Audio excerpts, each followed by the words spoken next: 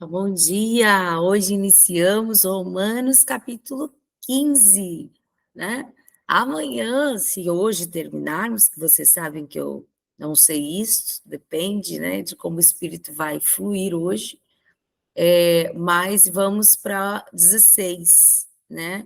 Então, só falta agora Romanos 15 e 16, e terminamos, então, todo o estudo da Epístola de Romanos. Que coisa boa, né?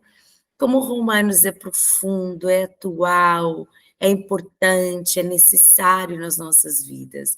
E já vamos iniciar 1 Coríntios, tá? Então, fica por aqui, que vamos fazer 1 Coríntios 1, 2 e vamos embora, né?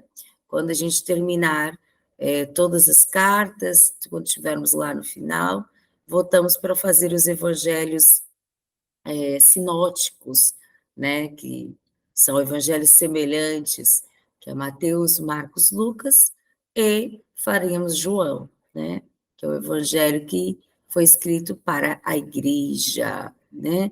É isso, vamos embora então trabalhar. Romanos 15, o dever de agradar a todos. E aí isso aqui já é um antagonismo com a nossa geração, porque hoje a gente está lutando para viver uma vida que não precisa agradar ninguém. É ou não é esse o discurso da nossa geração? Na nossa geração, alguém vai dizer assim: você precisa abrir mão da necessidade de aprovação, ou você precisa abrir mão da necessidade de agradar o outro. Eu mesma, dentro de algumas sessões terapêuticas, eu preciso dizer isso, né? Olha, cuidado com essa necessidade de aprovação, né? Mas quando a gente fala isso, a gente fala de quê? De excessos, né? Inclusive, uma coisa que a gente aprende também dentro da terapia é que todo excesso esconde lacunas, né? Então, tudo que é muito, muito, muito, muito exagerado, isso esconde alguma falta, alguma lacuna, algo não foi preenchido. Então, o problema é exatamente o desequilíbrio de algumas pessoas. Mas Hebreus diz que nós estamos rodeados por uma grande nuvem de testemunhas, né? Eu preciso fazer discípulos. Como é que eu vou fazer discípulo se eu fico afastando as pessoas de mim porque eu não me preocupo em agradá-las? Então, o apóstolo Paulo, ele vai dizer que, na verdade, agradar é um dever, tá? É um dever. Vamos entender melhor isso aqui? Vamos entender melhor. Nós que somos fortes na fé, temos que ajudar os fracos a carregar as cargas e não devemos agradar a nós mesmos. Por quê, gente? Porque é agradável eu ter que carregar a carga de quem não aguenta? Agradável não é, né? A vontade que a gente tem é, olha, não se vira, né? Cada um tem a sua cruz, você aguenta a sua cruz aí e me deixa quieto com a minha. Mas o que a Paulo vai dizer, você é forte, ajuda a carregar a carga daquele que é fraco, né? Agora, gente, eu entendo que hoje quem está fraco, amanhã vai estar forte, né? Olha aí a questão do desequilíbrio. Muitas vezes as pessoas se acostumam, né, a estar sempre colocando as cargas deles em cima de nós. Então, há um tempo, esse fraco é alguém que está ali no início, que está ali começando, alguém que ainda não tem uma maturidade do que é o evangelho, né? Certamente não é aquele fraco que escolheu ser fraco a vida inteira, né? Aquela criança que não cresce, que não sai do berçário. Já viu? Aquela pessoa que está 20 anos dentro da igreja, no berçário, esperando ainda a troca de fraldas e os mamás a cada 3 horas, né? E se você não der toda essa atenção, ele fica mal, ele bica, ele sai da igreja, ele diz: ninguém me ama, ninguém me quer, né? Ninguém me chama de meu bem. Não é sobre isso. Mas perceba o que ele está dizendo. Pelo contrário, cada um de nós deve agradar o seu irmão, para o bem dele, a fim de que ele cresça. Então, cuidado com isso aqui. A ideia é que ele venha crescer e que você não precise mais carregar as cargas dele. Então, tem gente que lê um texto e interpreta o negócio todo errado, né? Quando, na verdade, no início, e eu já vivi muito isso, mesmo dentro do meu ministério, né? Olha, pastora, você já não me ama mais como me amava, você já não cuida de mim quando cuidava, quando eu cheguei, você me dava atenção de hora em hora, né? Você cuidava, eu falei assim, você chegou, você estava fraco, estava fraca, precisava muito que eu carregasse as cargas mais de perto, mas eu estou entendendo que é tempo de você crescer, né? Eu sou mãe de 3, e nós precisamos gerar nos nossos filhos autonomia, né?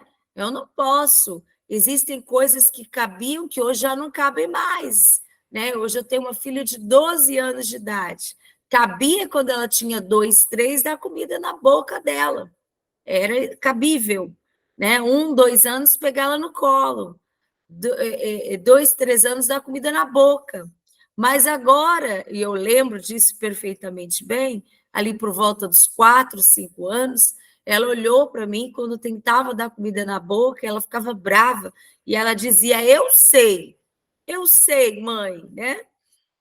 Já começa a protestar, ou seja, me deixa fazer as coisas sozinha.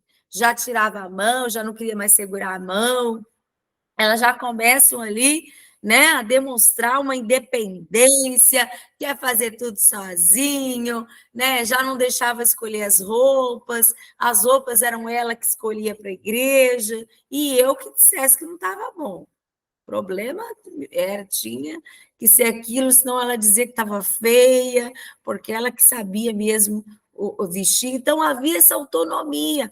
Ela passou a construir uma autonomia. E eu precisei deixá-la crescer, né? Hoje, ela já come sozinha, toma banho sozinha, faz dever sozinha, estuda sozinha, se arruma sozinha. Hoje ela já tem essa certa autonomia. Então, nós precisamos entender isso, que quando a pessoa está iniciando a sua vida com Jesus, olha, nós que somos mais fortes, os irmãos mais velhos, precisamos cuidar dos irmãozinhos mais novos, né? Daqueles que estão chegando, ao invés de eu ficar criticando e dizendo, olha lá, isso aí é Jezabel, olha como é que ela veste, né? Ah, isso aí é Jezabel, olha que homem carnal. Perdão, o homem não é Jezabel, né? Esse homem aí é Nabal, né? Vamos colocar Nabal? Pronto. Olha que homem carnal, olha que homem sem noção, olha como é que esse não é crente, não, né? Alguém que está iniciando a fé cristã precisa que você, ao invés de criticar, ao invés de tratá-lo com leviandade, ao contrário, você tenha muita paciência, muita graça de Deus, né? Para carregar as cargas, tornar essa caminhada mais leve, para até que ele cresça na fé e possa, então, suportar as cargas com mais autonomia. O próprio Senhor Jesus vai dizer isso, quando ele diz, olha, vinde a mim, vós que estáis cansados, sobrecarregados, aflitos, não é? Olha, tomai sobre si o meu jugo e lançai sobre mim o vosso, porque o meu fardo é leve, né? Olha, o meu fardo ele é leve. E aprendei de mim, porque sou manso e sou humilde de coração. Quando você vai pensar em jugo, se você for jogar no Google, jugo, você vai ver que jugo era um aparelho, era um objeto que era usado para que 2 bois andassem juntos e a força de ambos fizesse um trabalho com mais eficácia. Só que havia algumas regras para você colocar 2 bois no mesmo jugo. Você não podia colocar um boi maior que o outro no jugo, porque senão um ia ferir o outro. Você não podia colocar um boi que tivesse um determinado peso menor em esse que estava aqui. O peso tinha que estar alinhado, o tamanho tinha que estar alinhado, tinham que ser bois compatíveis. E aí você pegava o jugo e amarrava, unia os dois nesse jugo. E o boi mais velho, você nunca pegava dois bois novos para colocar no mesmo jugo. Não, senhor, de jeito nenhum. Por quê? Porque precisava de um boi novo, porque o boi novo já estava ali, ó, fazendo aquele trabalho há muito tempo. Então, esse boi novo, ele indicava o caminho, ele puxava o boi novo para que o boi novo fizesse o trabalho direito.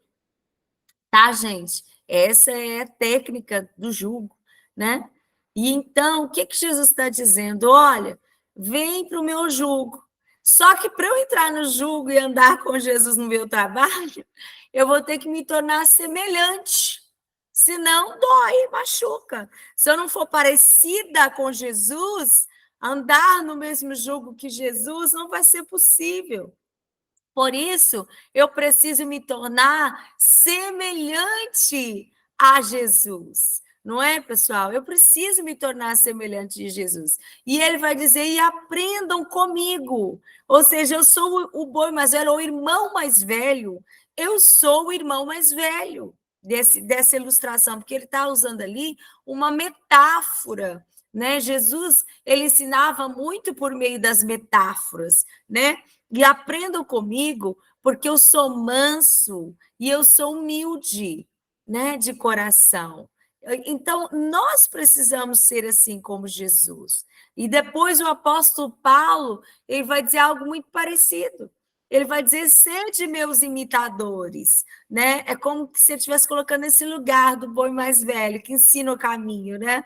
Olha, olhem para mim que eu vou indicar o caminho. Assim como eu estou no jugo de Jesus. Ou seja, eu me coloquei no jugo de Jesus, eu me tornei semelhante a Jesus, eu estou caminhando com Jesus, eu aprendi com Jesus o caminho, e agora eu estou pronto a ensinar a vocês esse caminho que eu aprendi. Amém, gente? Vocês estão comigo? Estão comigo aí? Então, nós precisamos dessa verdade no nosso coração.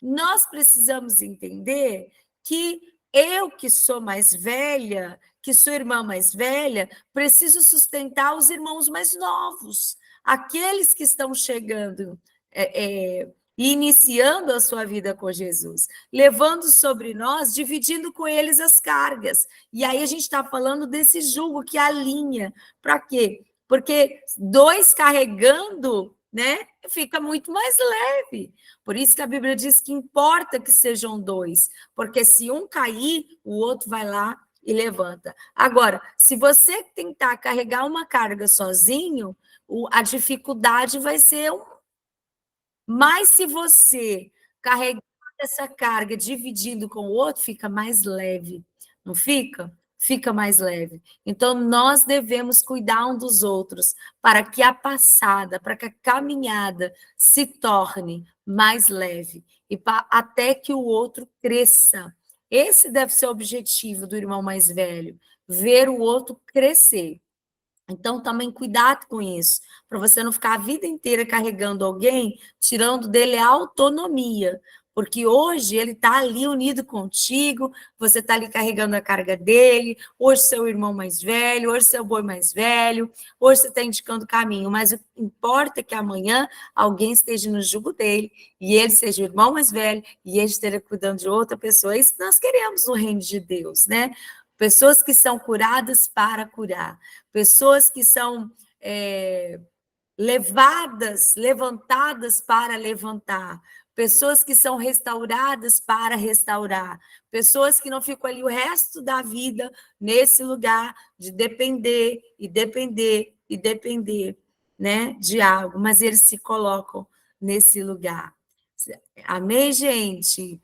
Pois nem o próprio Cristo procurou agradar a si mesmo. Gente, não mesmo, né? Cristo não veio para agradar a si mesmo. Tanto é que tem uma passagem bíblica que diz: bem como o Filho do Homem não veio para ser servido, mas para servir e dar a sua vida em resgate de muitos. Então, ele não veio para ser servido, ele não veio para ser agradado, mas ao contrário, Jesus veio para servir, Jesus veio para se dar, não para receber, mas para se dar em resgate de muitos. Então, nós precisamos ter a cultura de Jesus, uma cultura onde onde nós não ficamos a vida inteira dentro de um berçário, né, lutando para não crescer e amuados porque não chegou a mamadeira de 3 horas, né? De 3 em 3 horas, ou alguém não voltou para trocar nossa fralda. Depois, eu não estou falando de alguém que está começando. Alguém que está começando vai precisar desse cuidado especial. Mas alguém que está ali já na passada, ele precisa de apenas pessoas para dizer: eu estou aqui, para nortear, né? Da autoridade que está sobre a vida dele, sobre o pastor que está sobre a vida dele ou dela. Mas atenção, também tem gente que fica amuado porque o pastor, a pastora não está olhando para mim. Se você acha que você é um irmão mais velho que está passando por uma dificuldade que depende da cobertura para essa dificuldade, peça ajuda, né? Fala com o seu pastor: pastor, estou passando um momento que, olha, está pesado. Eu vou precisar que você me sustente nesse momento, que esse momento é um momento atípico, né? Eu estou passando por uma modelação, porque você já viu que crescer dói? Se você tem filhos, ou se você um dia vai ter, você vai lembrar de mim. Todos os meus 3 filhos, quando eles foram crescer, doeu. Eu lembro que a primeira vez que a Ana, a minha mais velha, ela estava nessa fase de crescimento, ela estava subindo as escadas e ela começou a gritar: mãe, minha perna, está doendo muito. E eu, desesperada, primeira filha, não fazia ideia do que estava acontecendo, corri com a Ana para a pediatra. Quando cheguei na pediatra, falei: olha, minha filha está sentindo dores na perna, está sentindo dores para subir as escadas, eu estou preocupada, não sei o que está acontecendo. E a médica deu um sorrisão gostoso e ela falou: mãezinha, o que está acontecendo é que crescer dói. Eu falei: uau, aprendi uma lição. Que lição! Crescer dói, mãe. Então, à medida que ela vai crescendo, ela vai sentir dores mesmo, né? Nas juntas, nas articulações, porque ela está esticando. Tempos depois eu tive o Davi, e o Davi teve as mesmas dores, mas aí eu já não saí correndo para a pediatra, para o hospital, porque eu sabia. E eu disse a ele: filho, é assim mesmo, é porque crescer dói. E quando eu tive o Pedro, a mesma coisa. E eu disse a ele: fica tranquilo, filho, crescer dói. E nós precisamos entender isso. Às vezes, o Senhor está esticando você, não é? Está esticando você, puxando você para viver algo maior, e dói, e dói. E aí, nessa hora, por que não correr para a autoridade que está sobre a sua vida? Dizendo: olha, o Senhor está me esticando e está doendo, me ajuda aqui, me cobre, né? Ministra sobre a minha vida, me impulsiona, por que não? Né? Nós precisamos ter esse cuidado, né, pontual. Agora, só não podemos jogar sobre alguém toda essa carga e ficarmos ali relutantes para crescer, né? A Bíblia diz que nós devemos prosseguir, conhecer e prosseguir em conhecer o Senhor, né? Então, a gente não pode ficar num determinado lugar, a gente precisa prosseguir, a gente precisa crescer, avançar até a estatura de varão perfeitos. Amém, gente? Então, o próprio Cristo, Ele não veio para agradar a si mesmo, para fazer suas próprias vontades. Pelo contrário, como dizem as escrituras sagradas, as ofensas daqueles que te insultaram caíram sobre mim, né? Olha isso. Então, na verdade, ele amou mesmo quando nós ainda não o amávamos. Ele se entregou mesmo quando isso ainda não era uma verdade, né? Nisso consiste o amor de Deus, que ele nos amou quando ainda éramos pecadores, porque tudo que está nas Escrituras foi escrito para nos ensinar.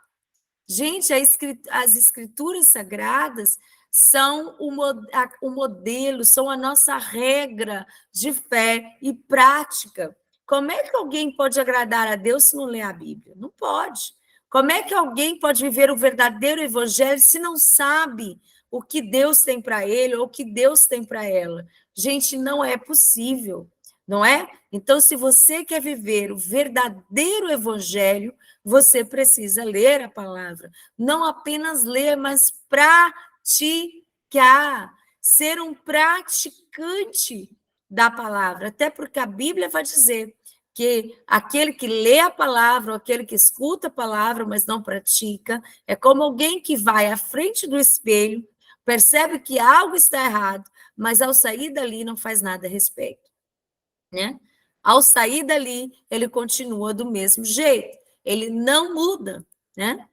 Aí vamos continuar, a fim de que tenhamos esperança por meio da paciência e da coragem que as escrituras nos dão. Gente, andar com alguém que está começando a fé cristã vai requerer da gente muita paciência e muita coragem.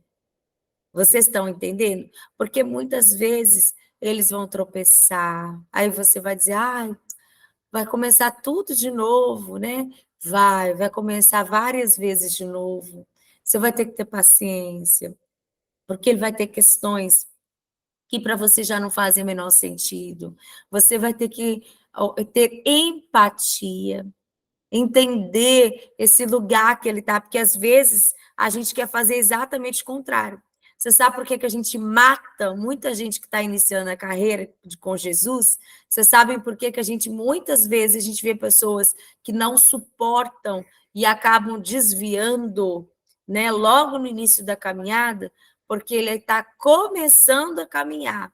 E ao invés da gente querer levar a carga para ficar um pouquinho mais leve, até que ele cresça e tenha facilidade para carregar a carga inteira pesada, né? Nós já queremos pegar todas as cargas e começar a pesar. Você não pode fazer isso, você não deve fazer isso, você tem que ser perfeito.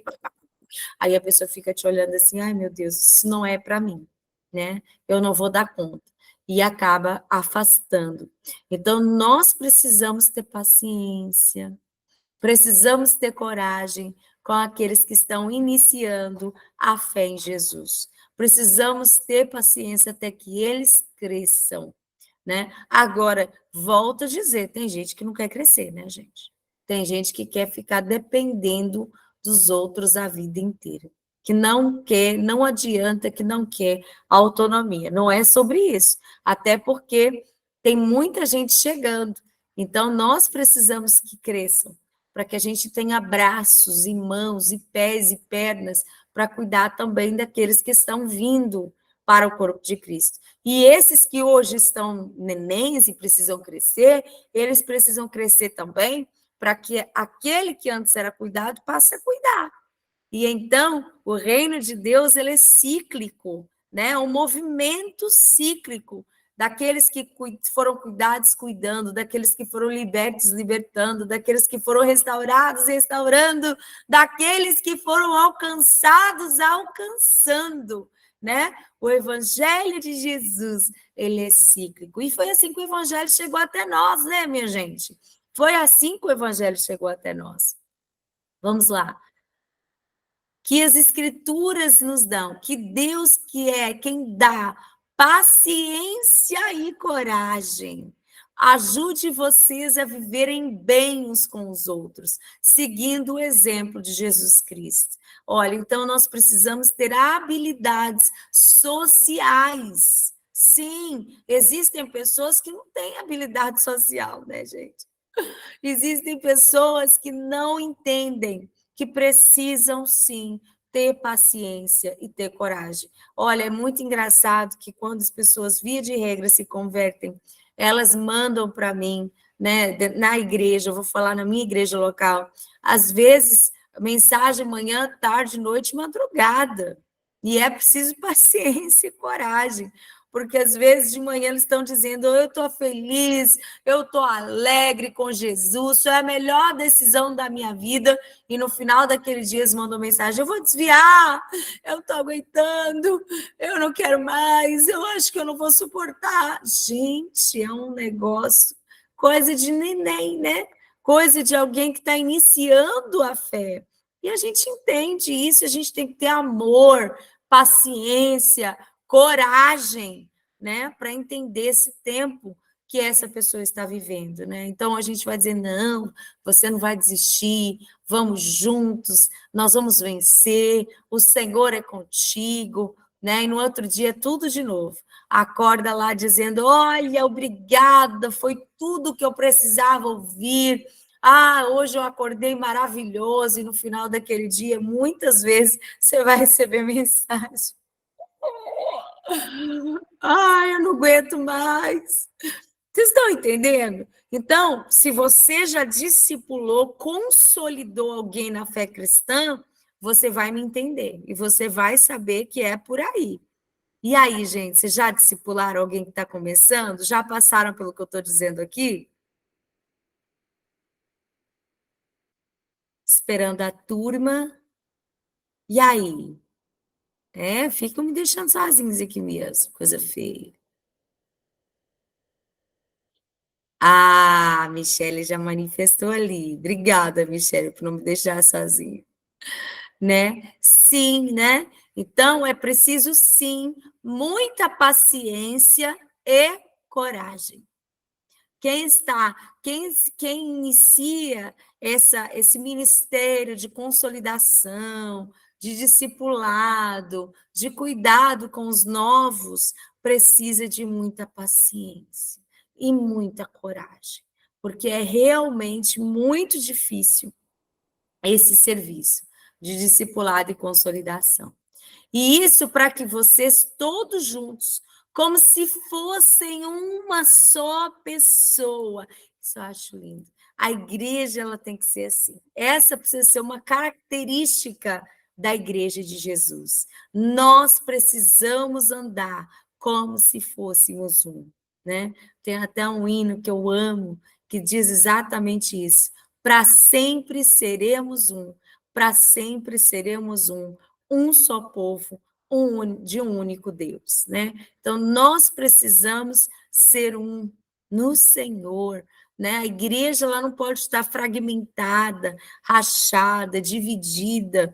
Ao contrário, nós precisamos caminhar como se fôssemos um só coração, uma só visão, uma só fé, um só amor, um só espírito. Nós precisamos ser um no Senhor, né? Que haja unidade no corpo de Cristo, que haja paciência e coragem no corpo de Cristo. É tão ousado, é tão desafiador caminhar, não é mesmo, com o outro, principalmente lidando com as diferenças, porque opiniões podem divergir.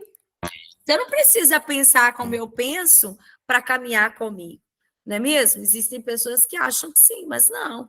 E nem todo mundo, né, que pensa diferente de mim está contra mim. Às vezes a opinião dele diverge, mas ele é alguém que cede, ou eu também posso ceder, por que não? Né? Nós não podemos ser senhores da razão. Nós não podemos acreditar que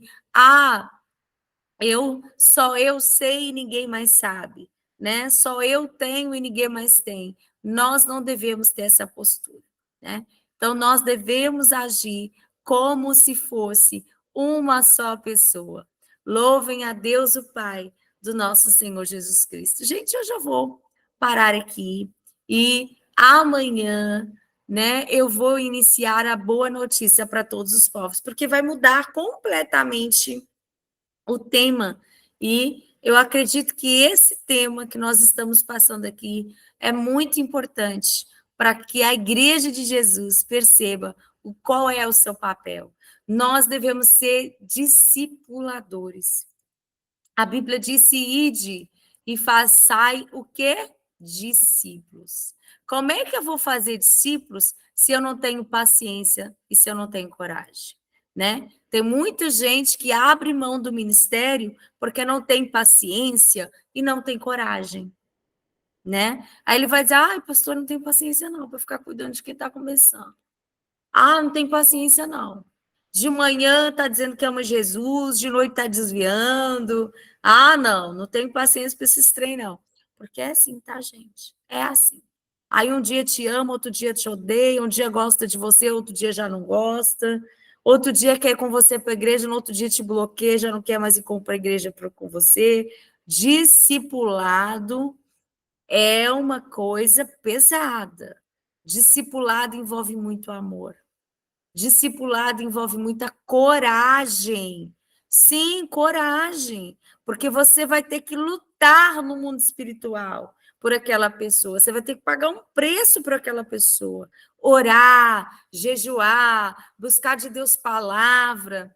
Mas eu quero te dizer que foi para isso que Deus te chamou.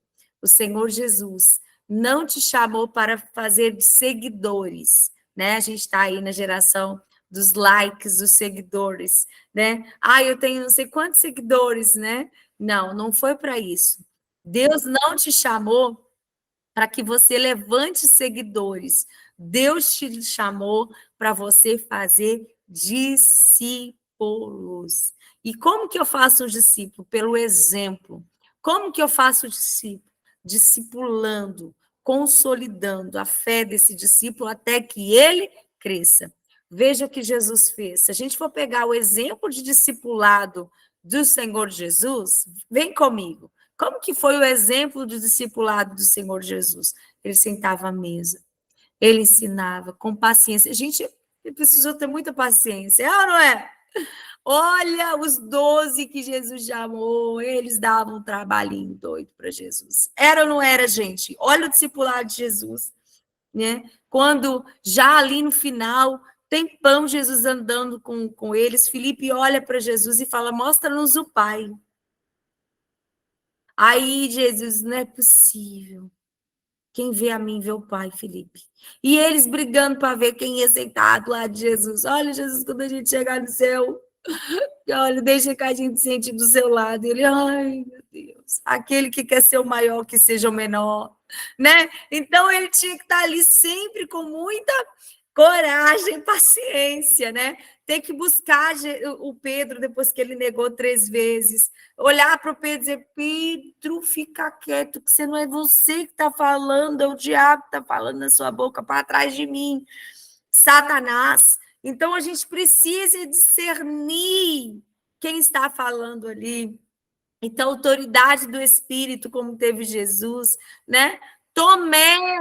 Aí eu só acredito se eu colocar as mãos lá. Ele falou, ele pregou, mas eu não acredito que ele ressuscitou, não. Acredito nessas mulheres, não. Essas mulheres estão dizendo que Jesus ressuscitou. Só se eu colocar as mãos. E Jesus foi lá, entrou no quarto onde Tomé estava, pegou as mãos de Tomé, pô, toca, toca, Tomé. Gente, quanta paciência e graça, né? O Cleopas, né? E o outro cabeçudo do caminho, em Lucas capítulo 24, os dois lá, ai, se Jesus, se ele era a nossa esperança, não era nada disso, e falando para Jesus, né? Ele se foi, olha, não era quem nós acreditávamos que eram eles, e Jesus lá, olha, era necessário, Jesus foi com eles para a mesa, abriu os olhos. Gente, quanta paciência e coragem Jesus teve, né? Para fazer de nós discípulos. E ele tinha um sonho. Ele olhava para os seus discípulos e dizia: vocês vão ser muito maiores, vocês vão fazer obras muito maiores que eu fiz. Uau! que coisa mais linda! Isso é ser discipulador. Um bom discipulador é alguém que libera o seu discípulo. Não é alguém que fica ali tirando a autonomia dele o resto da vida, porque tem gente que gosta de ficar nesse lugar, né? De você depende de mim, né? Você precisa depender de mim. Não, gente. Em nome de Jesus, atire esse discípulo. Faça como fez Jesus, que atirou 12, né? Tochas, os discípulos, 12, um se perdeu, mas depois veio o outro, vamos entender que foi 12, né? Que atirou os seus discípulos para a geração, né? E por meio desses discípulos, essas tochas acesas que foram acendidas na descida do Espírito Santo, o evangelho chegou até nós, né? Que você possa olhar para discípulos que você está gerando com paciência e coragem e possa dizer para eles: vocês vão ser muito maiores que eu fui.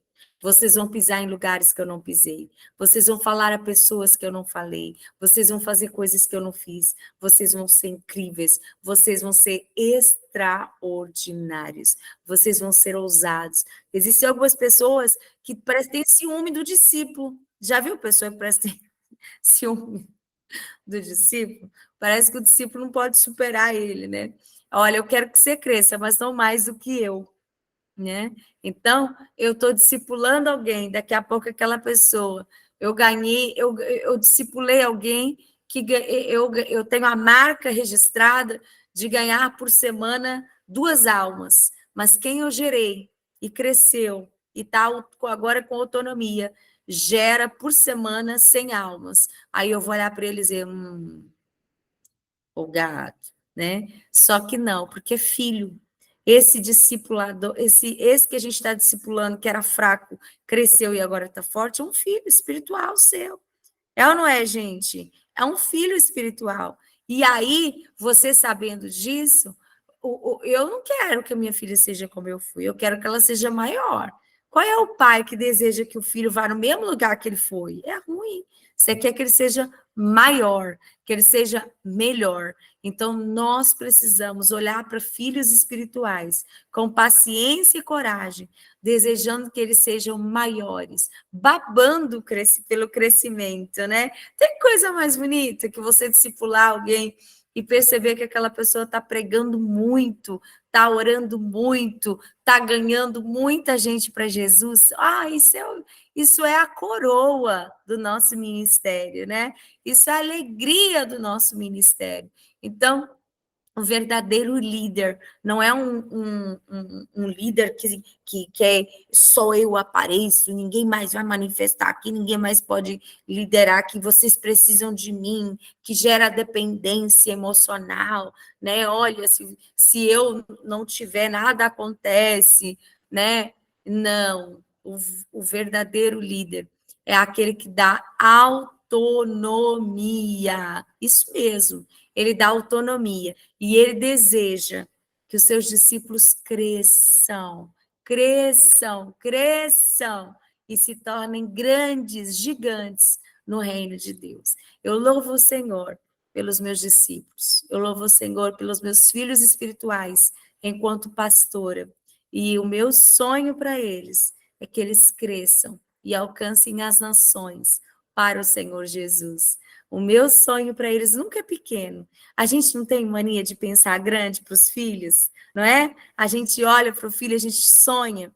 Assim você deve ser com aquele filho espiritual que está ali com você, que está chegando ali para você cuidar, gerar. Faça isso com paciência, faça isso com coragem. Mas mais do que isso, gere expectativas acerca dele. Gere expectativas acerca desse discípulo que está com você. E aí você pode, mais do que isso, dizer isso a ele. Olha, eu tenho expectativas boas, eu te vejo sendo grande. Ministre isso, impulsione alguém que está perto de você. Eu acredito no seu crescimento, eu acredito em você, eu acredito naquilo que Deus vai fazer e pode fazer por meio de você. Né? Perceba que a sua igreja saiba, ou que os seus discípulos saibam, que os seus discipuladores, né, saibam que você acredita neles e que você está aqui para gerar discípulos. Gente, essa é a ordem. né? Esse é um ministério que todos temos. Ah, não, esse não é o meu ministério. Né? Tem gente que vai olhar para mim e vai dizer, esse não é o meu ministério. Meu ministério não é gerar discípulos. Epa, como não? Se essa foi a ordem que Deus deixou a toda a igreja do Senhor Jesus.